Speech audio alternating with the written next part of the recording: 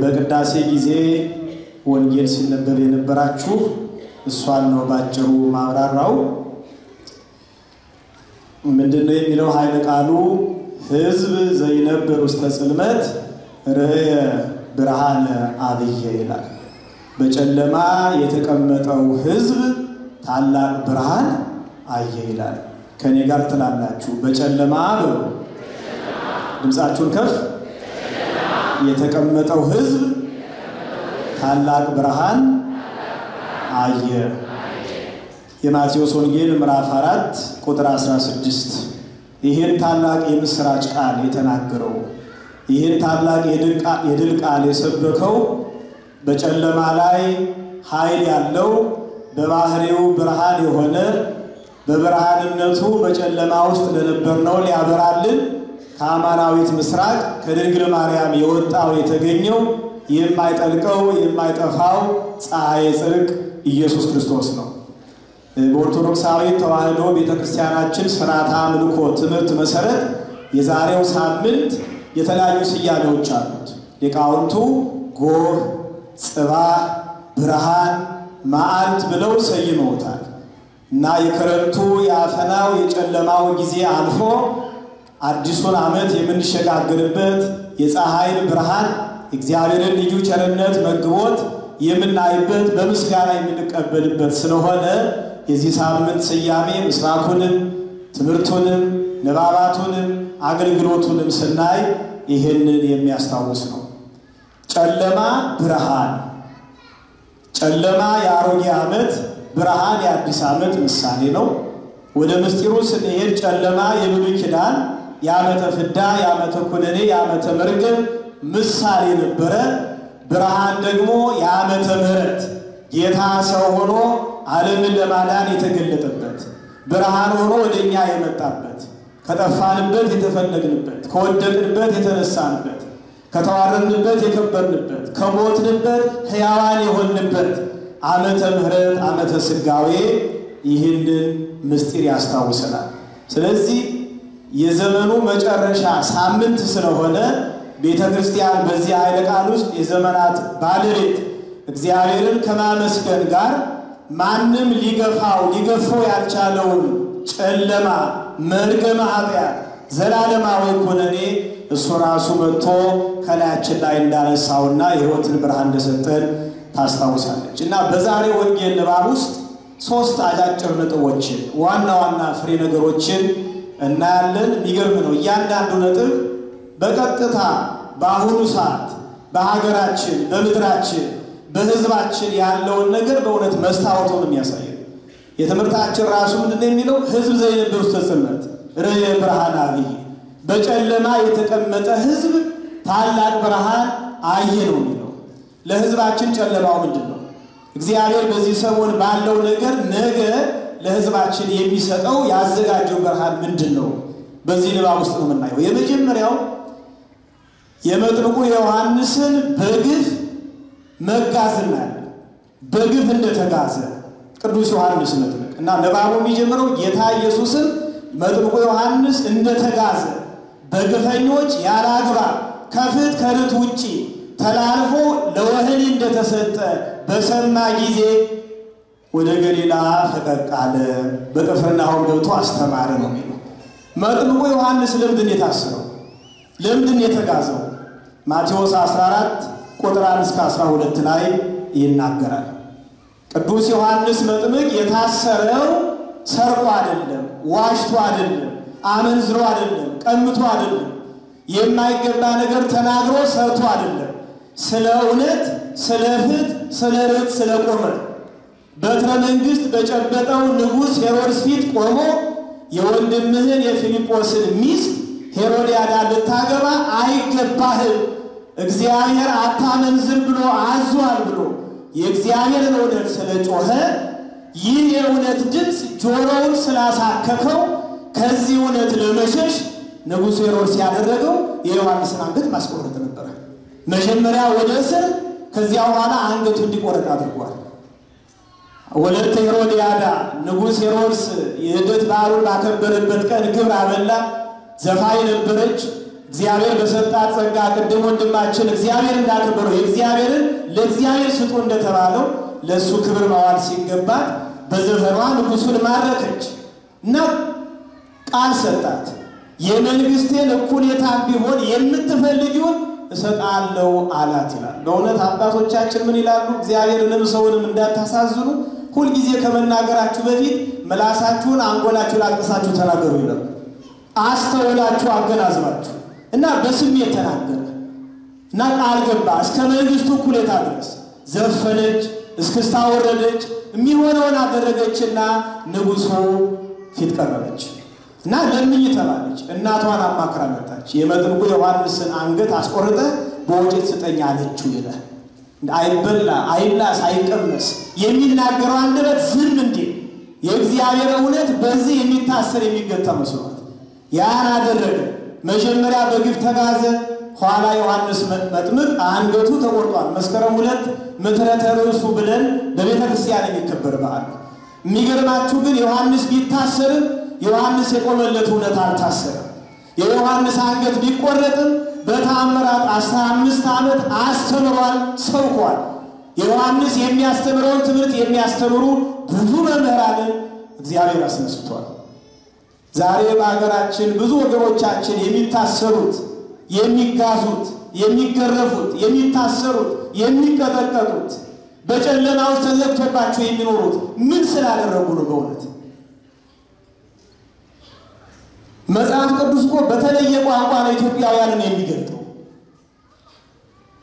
እግዚአብሔርን በማምለክ በቤተሰባዊ ሕይወት፣ በማህበራዊ ሕይወት እርስ በርስ በመተሳሰብ በመፈቃቀር ከራሱ ሌላውን የሚያስቀድም መልካም ሕዝብ፣ ደግ ሕዝብ፣ በአገሩ በምድሩ ባዕዳንን እንግድነት አክብሮ የሚቀበል ሕዝብ፣ ገበሬው እንኳን ያረሰበትን በሬ እኮ አርዶም አይበላ። ይህን ያህል ርኅራኄ ያለው ሕዝብ ነው። እና ምን ስላደረገ ነው ይሄ የሆነው? እግዚአብሔር በዚያ ሕዝብ አድሮ በተናጠልም በህብረትም የገለጠው እውነት ስላለ በጨለማ ስራ ውስጥ የሚኖር ሰው ክፋቱ እንዳይገለጥ ወደ ብርሃን አይመጣም፣ ብርሃኑንም ያስወግዳል እንዳለው ጌታችን በቅዱስ ወንጌል። እና ዮሐንስ በመታሰሩ አንገቱ በመቆረጡ ዮሐንስ የቆመለት እውነት አልታሰረም። እንደው ይህን ስል ቅዱስ ጳውሎስ የተናገረውን ቃል አስታውሳለሁ። ምን ይላል? ሁለተኛ ጢሞቴዎስ ምዕራፍ 2 ቁጥር 8 እስከ 9 ላይ ሁለተኛ ጢሞቴዎስ ምዕራፍ 2 ቁጥር 8 እስከ 9 ስለ ወንጌል መከራ ብዙ የተቀበለው ቅዱስ ጳውሎስ በወንጌል እንደምሰብከው ከሙታን የተነሳውን ከዳዊት ዘርም የሆነውን ኢየሱስ ክርስቶስን አስብ። ይህንን በመስበክ እንደ ክፉ አድራጊ እስክታሰር ድረስ ወንጌልን መስበክ፣ ሰውን ማጽናናት፣ ወደ እግዚአብሔር ማቅረብ ክፋት እስኪመስል ድረስ ስለዚህ መልካም ሥራዬ እስክታሰር ድረስ መከራ እቀበላለሁ ካለ በኋላ የእግዚአብሔር ቃል ግን አይታሰርም ይላል። እንዴት ደስ ይላል! ወንጌሉን የማስተምረው እኔ ልታሰር እችላለሁ፣ እኔ የማስተምረው የእግዚአብሔር እውነት ግን አይታሰርም ይላል። ስለ እውነት፣ ስለ ፍትህ፣ ስለ ርት፣ ስለ ሰዎች መብት ነፃነት የሚጮሁ የሚታገሉ የሚቆሙ የሚጽፉ ሰዎች ሊታሰሩ ይችላሉ። የቆሙለት እውነት ግን አይታሰርም። በተለይ በሀገራችን ህዝቡ የሚጮኸው ስለ አንዲት ኢትዮጵያ፣ ስለ አንድ ህዝብ ነው፣ ስለ አንድነት ነው የሚጮኸው። ያ ህዝብ ሊቀጠቀጥ ይችላል፣ ሊታሰር ይችላል፣ ሊጋዝ ይችላል። ኢትዮጵያና ኢትዮጵያዊነት ግን መቼም አይታሰርም። ክብር ለእግዚአብሔር ይሁን። ዘላለማዊነትን፣ ሕያውነትን፣ አሸናፊነትን የምናይበት ጸጋ ስለሆነ ኢየሱስም የእግዚአብሔር መንግስት ቀርባለችና ንስሐ ግቡ እያለ ያስተምር ጀመር ይላል። ይህ ትምህርት የማን ነበር? የዮሐንስ መጥምቅ። ዮሐንስ መጥምቅ ቢታሰርም ዮሐንስ መጥምቅ የሚሰብካት የእግዚአብሔር መንግስት ግን አልታሰረችም፣ ከመሪዎች ከገዢዎች አቅም በላይ ስለሆነች እና በእውነት በዓላማ ጸንተው በጥቅምም በሹመትም በተለያየ ነገር እየተደለሉ እምቢ የሚሉ ሰዎች ብዙ ይታሰራሉ፣ ቶርች ይደረጋሉ፣ ብዙ አይነት መከራ ይደርስባቸዋል። ገድለዋቸው እንኳን ቢቀበሩ ይገርማቸዋል። የቆሙለት ነገር ግን አይሞትም፣ የቆሙለት ነገር አይቀበርም። የሰማዕታት ደም ንጹሕ ዘር ነው ይባላል። እነሱን የመሰሉ ብዙ ተከታዮች እንደ አሸን እንዲፈሉ ያደርጋል። ይሄ እየታጣ ነው። ዮሐንስ ወንጌል ምዕራፍ 12 ቁጥር 24 ላይ ጌታችን የተናገረው ነገር አለ። ስለ እውነት መሞት፣ ስለ ዓላማ መስዋዕትነት መክፈል ያ ዓላማ እንዲያብብ ፍሬ እንዲያፈራ እንደሚያደርግ ጌታ ሲናገር እንዲህ አለ። ዮሐንስ 12:24 እውነት እውነት እላችኋለሁ የስንዴ ቅንጣት በምድር ወድቃ ካልሞተች ብቻዋን ትቀራለች፣ ብትሞት ግን ብዙ ፍሬ ታፈራለች ይላል። ስለዚህ አንድ ጀግና ስለ ሀገሩ፣ ስለ ሕዝቡ፣ ስለ ታሪኩ፣ ስለ ማንነቱ በሰማዕትነት ሲሞት ብዙ ጀግኖች ይወለዳሉ። ጀግና የሚወለደው በጦር ሜዳ ነው ይባላል። ሁሉ ጻድቅ በጊዜለት በመልካም ቀን በጥሩ ቀን ሁሉ ሰው ጻድቅ ስለሆነ የመጀመሪያው የመጥምቁ ዮሐንስ በግፍ ያለ ፍትሕ መጋዝ ለመከራ ተላልፎ መሰጠት ነው። ስለዚህ ወገኖቻችን በእውነት የዮሐንስ መጥምቅ በረከት ይድረሳቸው። እነሱ የቆሙለት ዋጋ የሚከፍሉለት የሚደሙለት ብዙ መከራ የሚቀበሉለት የኢትዮጵያና የኢትዮጵያዊነት ጸጋ አብቦ ለምልሞ በዓለም እንዲያበራ አምላካችን ፈቃዱ ይሁን። ሁለተኛው ጌታ ዮሐንስ እንደተጋዘ በሰማ ጊዜ ይላል ያችን ምድር ትቶ ወደ ገሊላ ፈቀቅ አለ። በዚያ ሄዶ ማስተማር ጀመረ ይላል። ክፉ ጊዜን የማሳለፍ ጥበብ፣ ክፉዎችንና ክፋታቸውን በጥበብ የማሸነፍ ለቆሙለት ዓላማ የእግዚአብሔርን ጊዜ የመጠበቅን ነገር ያስተምረናል። ችግርን፣ ፈተና፣ መከራ፣ ተግዳሮትን የሚመጣውን ነገር በጥበብ የማሳለፍ ያንን አሳልፎ ዓላማን ከግብ የማድረስ ነገርን ያስተምረናል።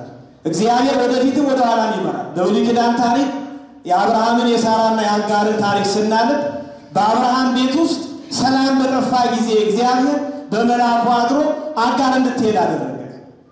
ከዚያ በኋላ ደግሞ ወደፊት ያለው መንገድ የማይጠቅማት መሆኑን ሲያው ወደ እመቤትሽ ወደ ሳራ ተመለሽ አላት ይላል። እግዚአብሔር ከፈተና ጋር ሁልጊዜ መውጫን ያዘጋጃል። ሐዋርያው ቅዱስ ጳውሎስ እንዲህ ይላል፣ በእውነት በግል ሕይወታችሁ፣ በስራችሁ፣ በትምህርታችሁ፣ በኑሯችሁ እንደ ቤተሰብ፣ እንደ ህብረተሰብ፣ እንደ ሀገር ምንም አይነት ነገር ሲገጥመን የምንጽናናበት ነገን በተስፋ የምናይበት አምላካዊ ቃል ነው። ይሄ ላነብላችሁ እንዲህ ይላል አንደኛ ቆሮንቶስ ምዕራፍ 10 ቁጥር 13 ለሰው ሁሉ ከሚሆነው በቀር ምንም ፈተና አልደረሰባችሁም ይላል። ምንም ይቅጠማችሁ ምንም በምንም ውስጥ ጥለፉ በምንም እናንተ ለዚያ ፈተና ለዚያ ችግር እንደ ግለሰብም እንደ ቤተሰብም እንደ ህብረተሰብም እንደ ሀገርም የመጀመሪያ አይደላችሁም። በዚህ ውስጥ ያለፉ ብዙዎች አሉ ነው እና አትደነቁ። ከዚያ ምንድን ነው የሚለው? ነገር ግን ከሚቻላችሁ መጠን ይልቅ ትፈተኑ ዘንድ የማይፈቅድ እግዚአብሔር የታመነ ነው፣ ትታገሱም ዘንድ እንድትችሉ ከፈተናው ጋር ደግሞ መውጫውን ያደርግላችኋል ይላል። በዚህ ሀገር የቤት አሰራር ኮድ የኤግዚት ሁል ጊዜ ምልክት አላል። የአደጋ ጊዜ መውጫ እግዚአብሔር ወደ በረከት መግቢያ በር ነው፣ ከመርገም መውጫ ነው። ወደ ህይወት መግቢያ በር ነው፣ ከሞት መውጫ በር ነው። ወደ ብርሃን መግቢያ ነው፣ ከጨለማ መውጫ ነው። ወደ አንድነት ወደ ህብረት መግቢያ ነው፣ ከመለያየት ደግሞ መውጫ በር ነው። እግዚአብሔር ከፈተናው ጋር መውጫውን ያደርጋል። ማን? ሁሉን ማድረግ የሚቻለው እግዚአብሔር። ለዚህ ነው ኢትዮጵያችን ለዘመናት እግዚአብሔር መውጫ በር ያዘጋጀላት እጆቿን ወደ እሱ ስለዘረጋች ነው። ወደ እሱ የተዘረጋ እጅ ባዶን አይመለስም፣ እንዲሁ አይታጠፍም። የእግዚአብሔርን ደጅ ያንኳኳል። የምህረት በር፣ የይቅርታ በር፣ የሰላም በር፣ የአንድነት በር፣ የመተሳሰብ የክብር በርን እግዚአብሔር ይከፍታል። ይባ ንጉሠ ስብሐት አርኅዋተ መኳንንት፣ እናንተ ገዢዎች ደጆቻችሁን ክፈቱ፣ የክብር ጌታ ይግባ ነው የሚለው። በእውነት መሪዎቻችን በትዕቢት በማናለብኝነት የደነደነውን የተዘጋውን ልባቸውን ለክብር ንጉሥ ለእግዚአብሔር በትሕትና ሊከፍቱ ይገባል። የሕዝቡ ጩኸት የእግዚአብሔር ድምፅ ነው። የሕዝቡ እንባ የእግዚአብሔር ጥሪ ነው። እግዚአብሔር ይናገራል፣ ያንኳኳል። የማይሰሙ ከሆነ ሥራ ይሠራል እግዚአብሔር። በመጽሐፍ ቅዱስ እግዚአብሔር የቀባቸው የባረካቸው መሪዎች አሉ። ቅድም በቁርባን ሰዓት ብዙ አባታችን እንዳስታወሱት በእውነት ሕዝቡን በርኅራኄ የሚመሩ በፍቅር የሚመሩ እንደ ሙሴ ያሉ ሕዝቡ እንኳን ባለማወቅ አጥፍተው በድለው እግዚአብሔር ተቆጥቶ ይህን ሕዝብ አየሁት አንገተ ደንዳና ነው፣ አይመለስም፣ አይመከርም፣ እነሱን አጠፋለሁ፣ በሌላ ሕዝብ ላይ መሪ አድርጌ ሾማለሁ ሲለው ሙሴ ምን ነበር ያለው? ይህን የምመራውን ሕዝብ ከምታጠፋብኝ እኔን ከጻፍከኝ ከሕይወት መጽሐፍ ደምስስልኝ ያለ። ስለሚመሩት ሕዝብ የሚሞቱ የሚቀድሙ መሪዎችን መጽሐፍ ቅዱስ አስተምሮናል። ዳዊት መንግስቱ በተደላደለለት ጊዜ የማይገባ ስራ ሰራ፣ ከእግዚአብሔር ፈቃድ ውጭ ሕዝቡን አስቆጠረ። ዛሬ በሕዝባችን ገበጣ እንደሚጫወቱት ማለት ነው። እግዚአብሔር ተቆጣ። ጋድ የተባለ ነቢይ ላከና በሰራው ስራ እግዚአብሔር ተቆጥቷል። ያያል፣ ከዙፋኑ ሆኖ ይሰማል። እዚህ በሰዓታት ጸሎታችን ውስጥ የሚገርም ቃል አለ። ሰይፈ በቀል ውስተ እዴሁ ፍትሐ ግፉዓን ይወጽእ ጽኑዕ ይላል። የበቀል ሰይፍ በእጁ ነው። የድሆች የተገፉ የተረገጡ ሰዎች ጩኸት፣ ፍርድ ከዙፋን ይወጣል ነው የሚለው። የእግዚአብሔር ፍርድ ሲፈረድ መመለሻ የለውም በእውነት። እና ጋድ የተባለው ነቢይ ወደ ዳዊት ቀርቦ በሰራው ስራ በሕዝብ ላይ እግዚአብሔር ተቆጥቷል። 3 ነገሮችን ምርጫ ሰጥቶሃል፣ አንዱን ምረጥ አለው። ስንት ምርጫ ሰጠው? 3። የመጀመሪያው የ3 ዓመት ረሃብ አለ። ሁለተኛው የ3 ወር ጦርነት አለው በጠላት እጅ። ሶስተኛው ደግሞ በእግዚአብሔር እጅ መውደቅ አለ። ለንጉሡን የተሰጠው ለዳዊት ይሄ ምርጫ በደንብ አስተውሉ። የመጀመሪያው ምን ነበር አልኳችሁ? የ3 ዓመት ረሃብ። የቱንም ያህል ዳዊት ይሄንን ቢመርጥ ረሃብ ወደ ቤተ መንግሥት አይገባም፣ ሁሉ የሞላለት ነው።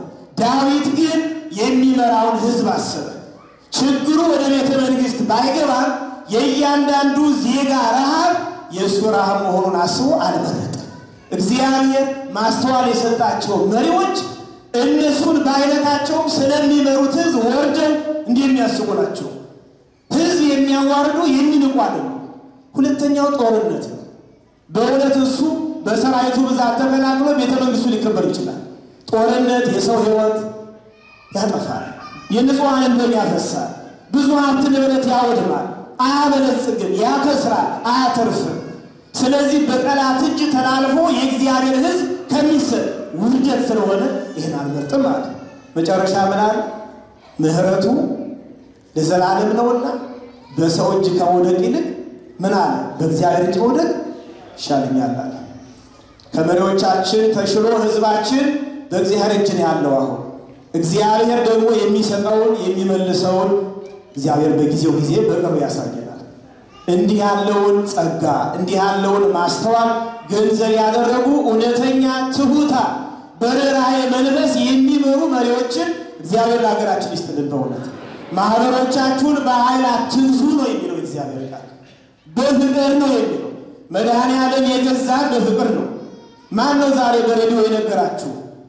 ዛሬ ካልመጣችሁ፣ ካላስቀደሳችሁ፣ ካላመለካችሁ ከስራ ትባረራላችሁ፣ ዲፖርት ትደረጋላችሁ ያላችሁ ማን ነው? እዚህ ያመጣችሁ የመስቀሉ ፍቅር ነው። በእውነት ሕዝብ የሚገዛው በፍቅር ነው።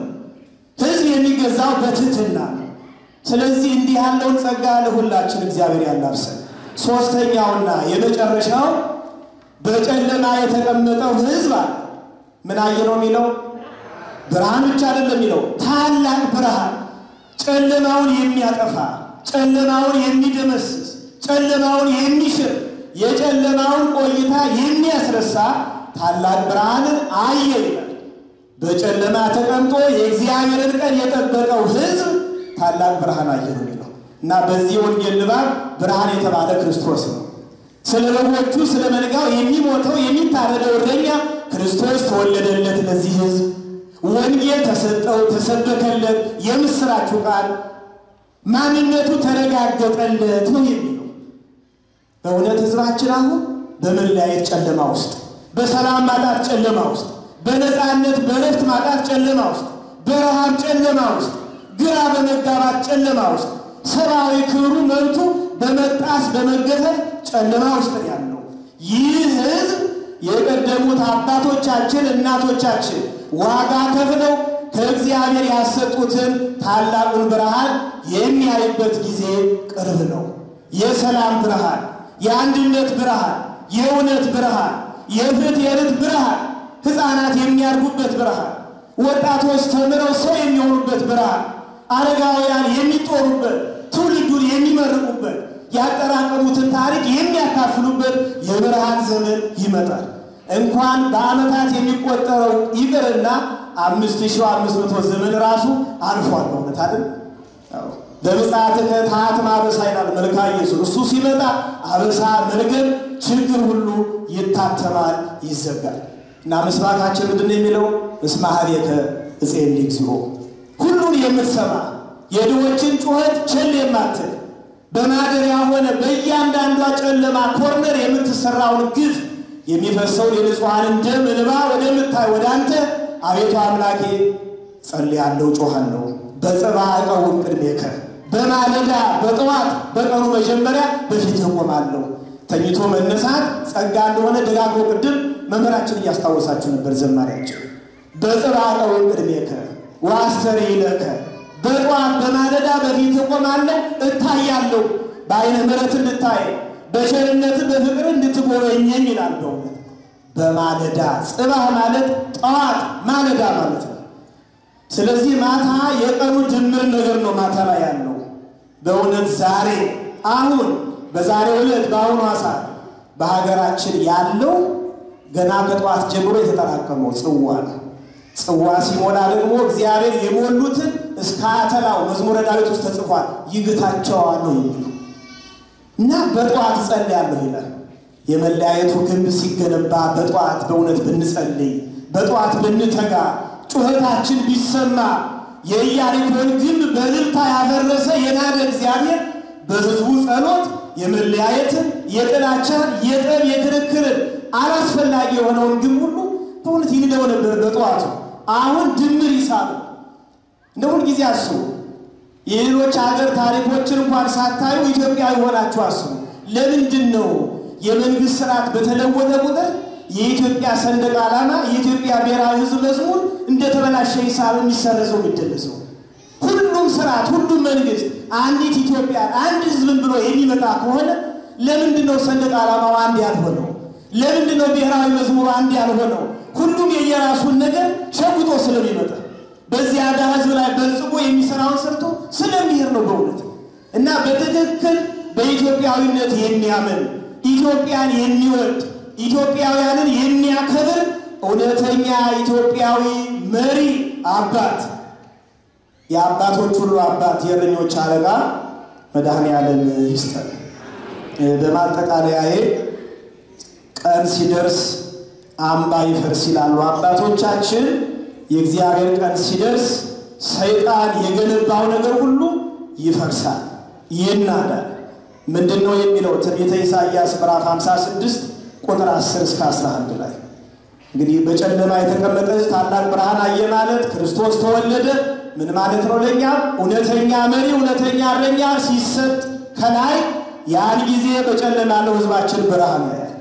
ሕገ ወንጌል መንግስት ተሰብካለች። ኢትዮጵያና ኢትዮጵያዊነትን ብቻ የሚያስጠብቅ ድንበሯን የሚያስከብር ሕገ መንግስትን እግዚአብሔር ራሱ ይሰጣል፣ ይጽፋል። የምዕራባውያንን ታሪክ ታውቃላችሁ። በአፍሪካ ምድር እንደ ቅርጫ ስጋ በቅኝ ግዛት ተቀራምተው የአፍሪካን የኮሎናይዜሽን ታሪክ ጽፈው ያን መጽሐፍ ማጠቃለያ በኢትዮጵያ ቅኝ ግዛት ታሪክ ለመጻፍ ብዕር አንስተው ነበር። በወቅቱ ግን የኢትዮጵያውያን እጆች ታቦታችን ሳይቀር ወደ እግዚአብሔር ተዘርግቶ ስለነበረ እግዚአብሔር የምዕራባውያንን ብዕር ነጠቀና የአፍሪካን የቅኝ ግዛት ታሪክ በምን አይነት ምዕራፍ ደመደመው? በነፃነት ታሪክ፣ በሕያውነት ታሪክ። ክብር ለእግዚአብሔር ይሁን። በእውነት የአምላክ ዛሬም አለ፣ ስራ ይሰራል። እዚህ መኃልየ ዘሰሎሞን ውስጥ ደስ የሚለኝ ቃል አለ። እኔ ጥቁር ነኝ ነገር ግን ውብ ነኝ ይላል መጽሐፈ መኃልየ ዘሰሎሞን ምዕራፍ 1 ቁጥር 5 ላይ ለኢትዮጵያና ለኢትዮጵያውያን የተሰጠ ነው። እና ኢሳይያስ ምንድነው የሚለው? ጉበኞቹም ይላል ትንቢተ ኢሳይያስ ምዕራፍ 56 ቁጥር 10 እስከ 11 ላይ ጉበኞቹ እውሮች ናቸው፣ ሁሉ ያለ ዕውቀት ናቸው፣ ሁሉም ዲዳ የሆኑ ውሾች ናቸው። ይጮኹም ዘንድ አይችሉም፣ ሕልምን ያልማሉ፣ ይተኛሉ፣ ማንቀላፋትንም ይወዳሉ። መብል ወዳጆች ከቶ የማይጠግቡ ውሾች ናቸው። እነርሱም ያስተውሉ ዘንድ የማይችሉ እረኞች ናቸው። ሁሉ ወደ መንገዳቸው ከፊተኛው እስከ ኋለኛው ድረስ ሁሉ እያንዳንዳቸው ወደ ጥቅማቸው ዞረዋል ይላል። ጉበኞቹ በእውነት በተለይ በሀገራችን የሃይማኖት አባቶች መሪዎች የማይጮሁ ውሾች ተብለዋል። የተሾሙለት ሕዝብ የሚጠብቁት መንጋ ደሙ ሲፈስ የማይጮሁ እንደው የምንሰማው እውነት ከሆነ በእውነት ብዙ እንለዋለን። የተደበደበው ደሙ የሚፈሰው ሕዝብ አፉን ዘግቶ እንዲቀመጥ ታቦት ያወጡ ካህናት እንደነበሩ ሰምተናል። እኔ መቼስ ያልታየ ነገር ካህን እውነት ነው ብሎ አይናገርም። ተደርጎ ከሆነ ግን በእውነት አድዋ የዘመተው ቅዱስ ጊዮርጊስ ታቦት ይፈርዳል። እነዚህ ሰዎች ታቦት የሚወጣው ለኢትዮጵያና ለኢትዮጵያውያን ጥቅምና ክብር ብቻ ነው።